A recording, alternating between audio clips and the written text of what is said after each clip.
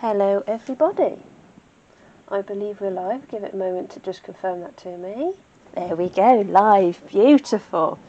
Hello everyone. For the keen-eyed of you, I am wearing a mic. Let's see how this goes, see what happens. Hopefully there won't be too much rustling and you'll just be able to hear me perfectly. Right, so Thursday Thinks number 8. Those have flown by, practically 2 months worth of Thursday Thinks. I am beyond shocked, but I'm enjoying them. It's going great, and I hope you're really benefiting from the information that I'm giving you, the insights that you're obtaining that, you know, isn't really worth me doing a YouTube video about, or is too much for me to do a simple post about. So, Thursday Thinks number 8 is all about flies. Horse flies, gnats, flies, you know, the whole shebang. So, how do I treat for flies and deal with flies in a natural way? Ooh, I feel as though I'm going to get stuck in my throat today. Right, so first off, obviously we're in spring, or start of spring, so there are a lot of gnats about. So gnats are those little tiny creatures that come out mostly towards the evenings and are an absolute pain. They follow you around, really, really annoying, not only for you but also your horses. So what do I do to naturally deal with those? Now, I am very much into animals doing the job for me. Makes my life a lot easier. It's their natural thing to do. It's better for the ecosystem, better for everybody to have the right animals in the land that are supposed to be there. So we have a small group of swallows that come to nest in our stables every year, and we actively encourage that. They make nest after nest after nest. We don't bother them, we don't disturb them, we just watch them, observe them. We've got little security cameras in there that keep an eye on them for us, and they're just absolute joy to watch. We reckon there's about, I don't know, 2 or 3 families that nest in there, and they do so well, and it's just absolutely amazing.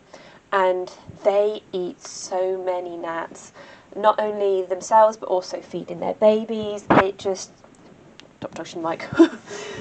It does an absolute wonder for the gnat population, which is great for our herd, and it just saves me a lot of time. I just get to stand there and watch the swallows do their thing, which is absolutely beautiful. The way that they move and fly, such an appreciation for them. So that is the first thing that I really actively encourage, and the natural way to deal with gnats. So if the gnats do start affecting the herd, what can you do? What natural ways can you help them? Well, vitamin B12 is very, very good at reducing the histamine response to an gnat bite and to a lot of things. So it helps the body to deal with the inflammation, with the allergic reaction, as you will. So there's less scratchy, less upset. So to deal with that, I offer my herd Marmite, or the cheap version of it. So Sainsbury's do their own version, so it's yeast extract. Or you've got to make sure that yeast extract is a vegetable extract and not like Bovril, which is beef, because that will do them no good and they probably won't take it. Whereas if it's the vegetable one, it's a good idea. Really good idea, and they absolutely love it. They will stand there, I'll have the whole herd round me, and I'll be there with a little teaspoon going, here's one for you, here's one for you, and they will literally suck it off the spoon. Now the idea of that just creeps me out because I absolutely hate Marmite, but they love it, so it's good for them, and it really, really does make an impact. I've seen them go from being incredibly itchy to just calmly standing there, and it's just great. So as we head towards springtime, I make sure that we slowly get in a stock of Marmite or yeast extract to make sure that that is readily available for them, and they all appreciate it. The youngsters, I mix it in with some of the Thunderbrooks Daily Essentials, which is minerals for them. Very, very good for the youngsters when they're growing and helps give them a boost, and they absolutely love it. So if you don't want to be buying sticky Marmite slash yeast extract that can get absolutely everywhere, all over your fingers, all over your clothes, all up your horse's moustache, especially if they're white, it just goes everywhere, they look weird, then you can always get brewer's yeast, which is a powder that you can get from most horse shops anyway. If you do get a brewer's yeast, make sure it is as dark as possible, and I mean dark as in golden dark, sort of like rusty dark. It is the most beneficial when it's that shade. When it's lighter or a soft brown, it's lost some of its nutrients, the nutritional value, whereas if you go for the darker, the golden rusty shade of the brewer's yeast, it does them absolute wonders. And my lot, when it's that shade, they just go ham for it. It's like, I need it. So it has the same impact as the Marmite slash yeast extract with the vitamin B12, reducing the reaction of the gnat bite to the horse. So that's what you can do if they get bitten, but what can you do to help them repel gnats or those sort of things? So there's turmeric. So the goal is to change their body scent or to make their blood or their body taste wrong so that they won't get bitten. So the turmeric's very, very good at that. You yourself, if you've had a curry, you tend to have that sort of scent to you. It's that sort of principle. Also, I absolutely love doing a small water trough full of garlic. So I take an entire bulb of garlic, chop up the little cloves, chuck them into this water trough. I don't know how big it is, I'll have to measure it, and then fill it with water. So that then sits out in my field for the herd to drink whenever they like.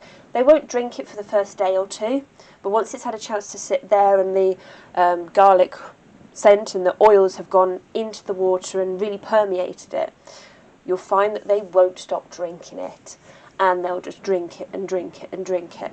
And it has made such an impact, and when the flies are at their worst, my herd just charge for this bucket, the water trough with the garlic in it. And yeah, it's really, really good. And I'll find that, say, after 3 days it's empty or getting really low, I'll just top it up with more water, and then after about a week I might then change the entire thing out. It just depends on what the garlic is looking like.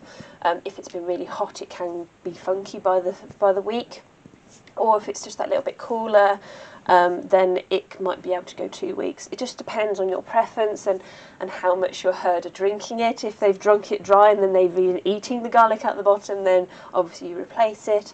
But no, I really, really find that is a great one for the herd as well.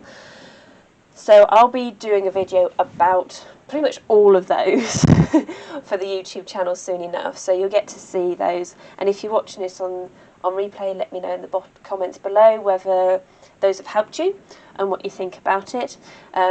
If you're watching on the YouTube channel, this would have gone up 2 weeks ago, so hopefully you'll be one step closer to the videos than the live event right now.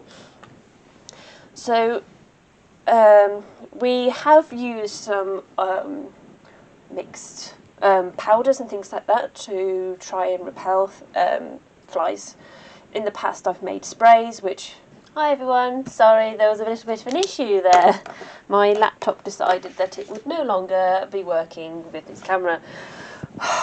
Joys. Unfortunately it is a work laptop, so I think they started to put little things on there to stop us from doing these sort of things, so I'm going to have to invest in something going forward. So, where was I? Oh yes, we have used in the past, this is where my phone breaks. Right, so I have used in the past some the brand made fly repellent, so the spray on things and the things that they ingest, the supplements, but I don't really find they work. I mean, the sprays work for a limited amount of time, but obviously they wear off, they evaporate, and there's only so much they can do physically on the horse without, you know, being a full sheet, a fly sheet. And I find that my herd don't like to be wearing rugs, because, I mean, why would you if you've got a coat on and then somebody's trying to put something on you that's in the warm weather, it's going to make you feel uncomfortable, or the flies get in between layers because they go up from the belly, and it's not something that I find that works for my herd anymore, just because they know their mind and they're allowed to speak it. But everybody's different. I have used fly rugs in the past, and I've used sweet itch rugs in the past. The Grey Lady had sweet itch, so it's something that I have dealt with. But it's also meant that I've now gone along and changed a few things so that I can make sure that everything is done the best way possible for my herd that I have, and the characters that I have. So it might be different for your herd. If it is, awesome. If not, cool. So, horseflies. Now they're the bane of my existence, and I think they are for most horse owners. So horseflies, for those who don't know, are flies that go along and bite horses, and they bite people as well. It is only the female of the species that sucks blood. It's so that they can produce eggs to produce young, and they bite and they suck blood, and if they bite you, God help you, because it don't hurt, and then you get rid of it, and then you got this big lump, and it's so itchy, and it's annoying, and it gets inflamed, and you're just like, I hate you are. And because of the venom that they use, you get a mark on your hand that stays for months. It doesn't go away, and especially if you're someone like my mother, her body overreacts to it, and it's ridiculous. It's ridiculous. So nobody likes horseflies. Some areas are more lucky than others and they don't experience them, but others that are just ridiculous. So horseflies breed in and grow in water, stagnant water, or still water, whatever you want to call it. So my primary way of dealing with horseflies is to stop them in the water. So that means for us that we put goldfish in our water troughs, which is absolutely amazing. Again, using animals and a natural ecosystem to deal with the issue. And there's less effort for me. I put the fish in, they feed themselves on the larvae and all sorts of things that end up in the water trough. So they benefited from that. It also means that we haven't had to feed them over the summer months as well, because they feed themselves. And it means that we have less issues with horseflies because the fish eat the horsefly larvae before they even get to grow. Now, as I say, horseflies breed / grow, mature in water. So I make sure that any water that I've got standing around my property has fish in. So we've got a fish pond where the fish are over the winter to keep them safe because it's deeper, it stops it from freezing over so much, especially with the last winter that we've had, where we've had quite a few cold snaps. So we don't want to lose any. We're quite happy for them to breed and do what they do naturally, but we'd rather not lose any.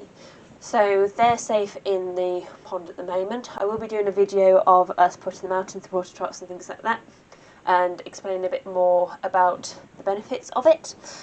But the basic principle is they are out in the water troughs from usually about now all the way through until the nights start to get a bit chilly.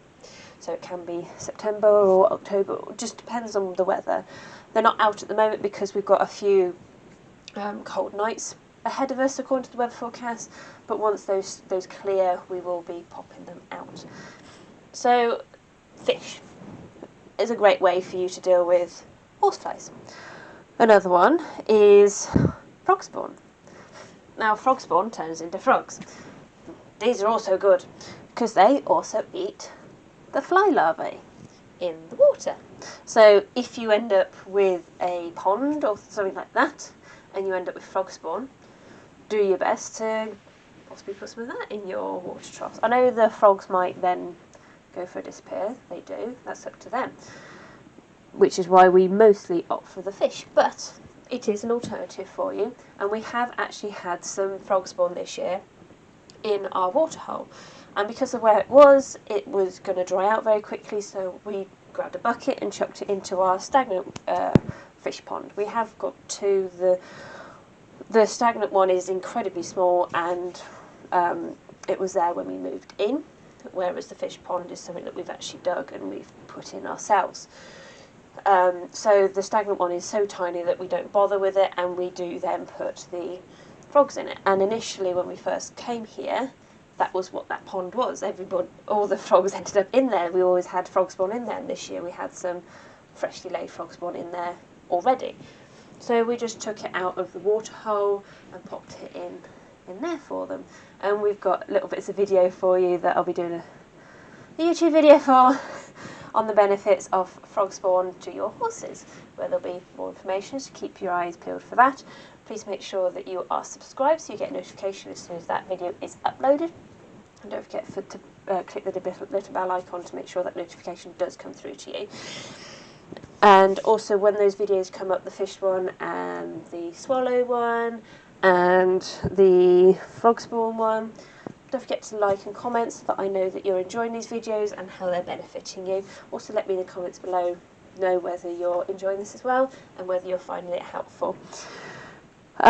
So obviously I already mentioned the swallows when it came to the gnats, which they do mostly go after the gnats, but I think they also pick up the odd horsefly here and there, so those are also beneficial. They also pick up the standard flies as well, so it's good all round.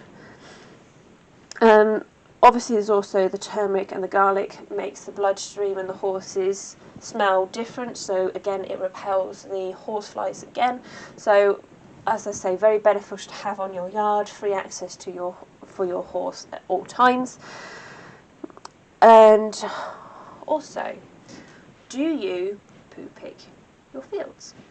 Personally, I don't. That's because I have 5 horses. 5 horses doing, on average, anywhere between 4 to 8 poops a day. It's a lot to pick up. It's a lot of time out of my day. So, I made a rule where the only place where I poo pick is the yard with the stables and my gravel path. I have a gravel path which is attached to my stables. I'll tell you more about that in another video or another live event. I haven't decided yet, but I'll be doing a bit more about that for you. But I poo pick those just because I don't want this getting dirty. Now when it comes to my fields, it's a whole different issue. Because I have a track system, I want the horses to poop on the track because it then stops them from eating the grass. And it also, it's just, there's no point. Obviously the manure will go into the ground and it will benefit my hay, which is growing on the other side of the electric fence. So that's great. I can obviously go along and do a shit flick or turd toss, whatever you want to call it, and chuck the poop from the track into the hay section of my field. For those of you who know how a track system works, if you don't, you've got your field and you generally have electric tape so that your horses have a path or a track to go around the outside, or in various shapes and forms, whatever floats your boat, takes your fancy. There'll be a video on that, stay tuned. So, obviously I don't poo pick, but it does mean that then there's a possibility of a lot more flies around because the poo's there. Now, if you think about it, most yards have a muck heap where there's bound to be loads of flies hanging around as well. Whereas if it's in my field, obviously they might have the odd stud pile where they all pile on top of each other, but there's not that much in the same place. Now we do have natural foragers, so we've got pheasants, we've got other small birds. I think we have partridge and, I don't want to say quail, but it's that sort of bird, and hedgehogs. Now they will rifle through the poop and take out the grubs and all sorts that turn into flies. So they're really, really beneficial as well. So whilst I'm sure some of you are cringing at the idea of not poo picking your fields, it can be beneficial in the fact that it encourages natural wildlife into your fields, which means that they scatter the poop about, which means that it goes into the ground faster, And also the fact that they eat the larvae means that there is less in the air, less annoying your horses, less around your own face, getting in your way and annoying you as they're buzzing in your ear. So, yeah, it's up to you. You think about it, you decide what's best for you. I know what's best for me, but it's just an extra added bit of information for you. So, with the technical areas, I think I'm probably reaching my time limit now of my Thursday things. I think I've gone through everything that I wanted to for you. Let me know in the comments below whether you've enjoyed this. Let me know if you're watching on replay. I'd really love to know that you're enjoying this and enjoying it enough to watch it later. I'll be seeing you again next Thursday for next Thursday Thinks. I'm not entirely sure what I'm going to talk about yet. I'll have a think about it. And yeah, please like the Facebook page. Join our Facebook group where it's a bit more interactive. You can ask me any questions you like, ask the other people in there any questions you like. I'm just trying to create a good community over there. There'll be things that I post over there that I don't post on the standard Facebook page, so if you wonder what I do over there, then come join us. There's also Tuesday Inspirations, which if you're on the Naturally Willa Facebook page, you'll have noticed that there's Friday Fun that comes out every Friday, and those were posted as Tuesday Inspirations in the Facebook group months ago. So if you're enjoying the Friday Inspirations, guess what you can see when you go over into the Facebook group. It's awesome over there. Also on Instagram, naturally_Willa, where there's virtually daily updates on the herd, and also my process of setting up Naturally Willa and turning it into a full business.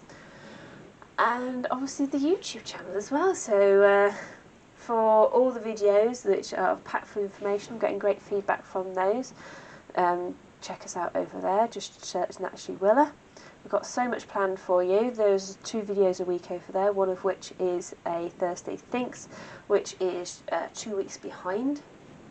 And the other videos are currently either a Meet the Herd or an update on something that we've done recently. So check out over there for the Thursday Thinks archive, information about herbs and various bits of land management that we're doing, which you might find beneficial as well.